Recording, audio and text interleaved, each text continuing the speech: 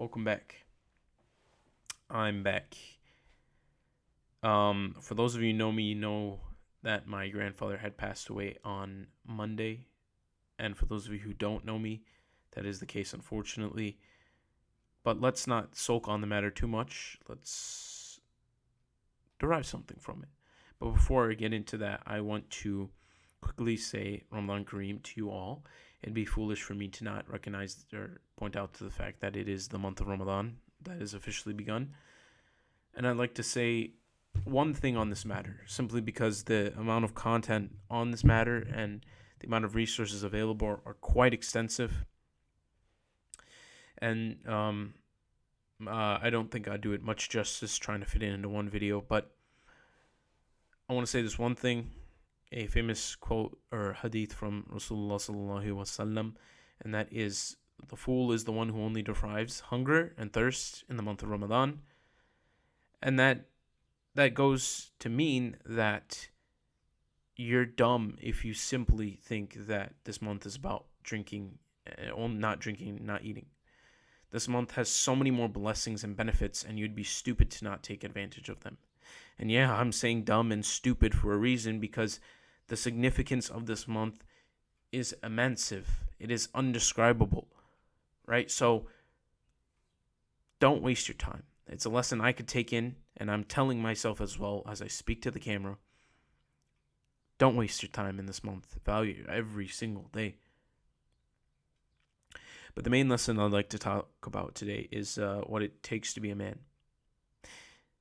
Truth is, I don't know what that truth is. I feel like I know what that means, but truth is, none of us are men. Neither I or you. Most people are not men. And we can attribute this to the fact that there aren't a lot of male role models out there. If you look at athletes, I mean, they're strong and they have some sort of grit, but it's not quite applicable, right? Because we're not playing a game every single day. You look at actors, well, they're playing fairy tale. They're acting, they're pretending, they're doing what we did as kids on TV. Chances are they don't know what it takes to be a man. So who is the role model that we need for what it takes to be a man? And some would say Andrew Tate. Some would say people like Hamza, if you're familiar with him. But the reality is we don't really know, because the lack of quality of men in the world. But what if I told you there aren't? What if I told you the men of quality have pudgy bodies, have skinny arms, have not the greatest physique? We have become obsessed about physique and strength and being muscular, and that being an attribute of a man. If you say, well, what is a masculine man? You would say someone who's strong. Well, in what manner are they strong? Someone is strong in the fact that they have big muscles, or someone is strong in the fact that they have a tough brain? We are quite fond over having a masculine or strong physical body, which is a key element in being a man. But as often, the first thing that we go to, we look at the bodybuilders. Oh, these people are strong. They know what they're doing. You go to the gym. I mean, even for you go to the gym and you go back and you drink your protein shake. You shake that blender bottle up and then you have it. Yeah, it's protein, man. This is what being a man is. No, it's not. You could flaunt your muscles all day. That's not what being a man is. It's kind of become a disease. I mean, it makes sense why we picked it up, but we're doing it for all the wrong reasons. We're not actually becoming a man from doing something that's thought to be masculine. You're getting a strong physique. Guess what? Now you look nicer. Now you can pull more girls, or now you can be cooler in public, or you can feel more confident, right? Some of those things valuable, right? And then for muscles, it's also a culture, right? So you can now talk to people about weightlifting. Oh, what's your bench press? Oh yeah, that's cool. Oh yeah. This is the cool stuff. And I'm not hating on the gym right now, and I'm not trying to be special, but I'm trying to simply point to the fact that we don't know what it takes to be a man. Because if you question the core thing that people obviously say, what does it take to be a man? Oh, it requires muscle. You need to be strong. Well, even question that. Because that is completely fraudulent in its basis.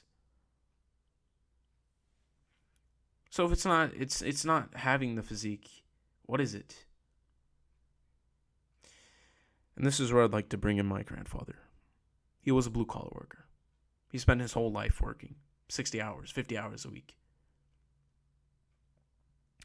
And never in his life did I hear him utter a word of complaint. It helps that he didn't really speak much English, but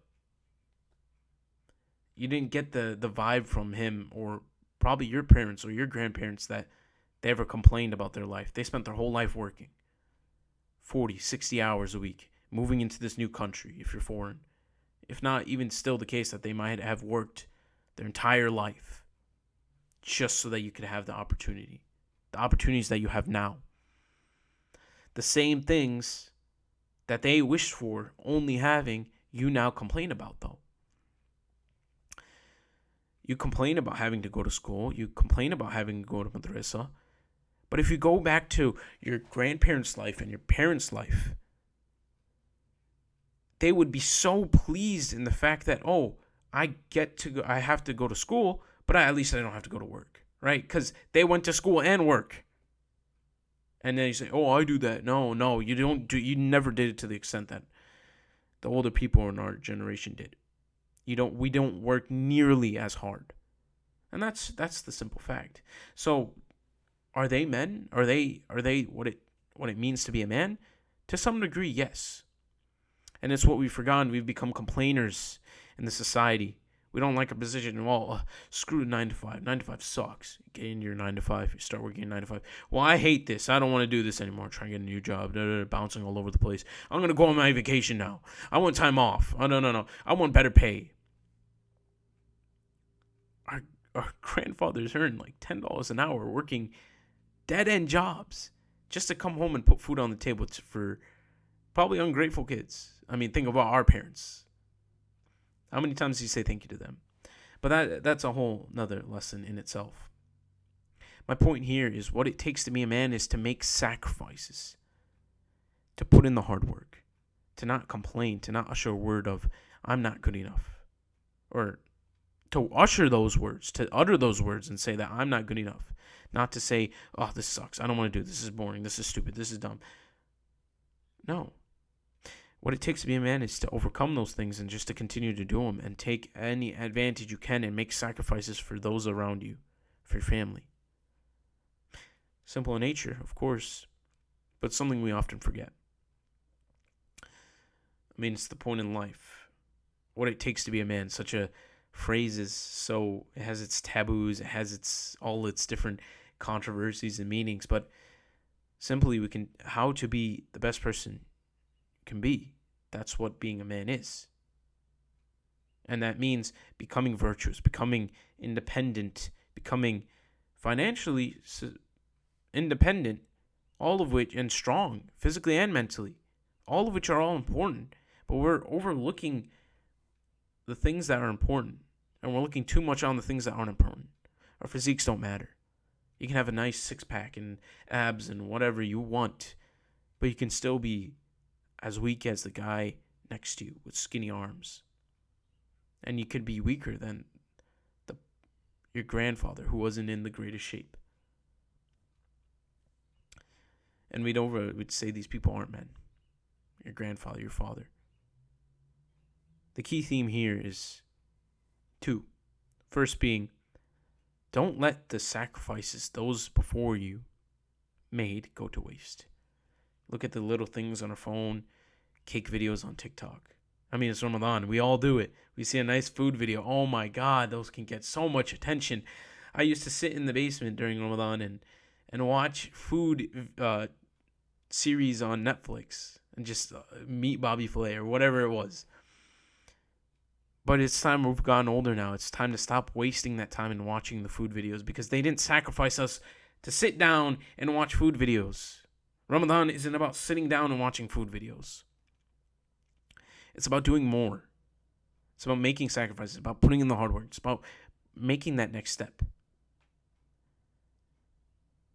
And the other lesson is, the first being, don't let that go to waste. Don't let their sacrifice go to waste. Because otherwise you're going to be lowered into the grave, and your children are going to be the same thing, and you're just going to have a progeny of dead strength. Your prodigy might have six packs. Oh yeah, me and my son are going to the gym when he gets older. I'm not going to let him get fat. He dies six pack, but you got nothing going for you. Six pack after six pack. Brains are still flat. I mean, mush. The first thing to deteriorate with the body for you was just the brain, just because there wasn't a lot of it. It just vanished quickly. And the second theme is make sacrifices. Do what it takes. Do what you need to do. Especially in this month, especially now. Because you will die. You will have nothing to your name. And the strongest thing going for you is your progeny. That's the only thing that will continue on, and to raise even better kids than you were requires a lot of virtue. Requires a lot of strength, because they will test you. They'll do yada, yada, yada. And I'm not a father. I'm not going to be for any time soon. But I know right now I need to put in all the damn work I can just so I can become a good father, to raise that proper progeny, to have that continuing strength. Whatever you're saying is more important, it's not. Because when you die and the only deeds that you have are your own, as well as the things after you. There are three things, three deeds that carry over with you past death that you can accumulate. Sadqa Jariyah, so funding of building a mosque.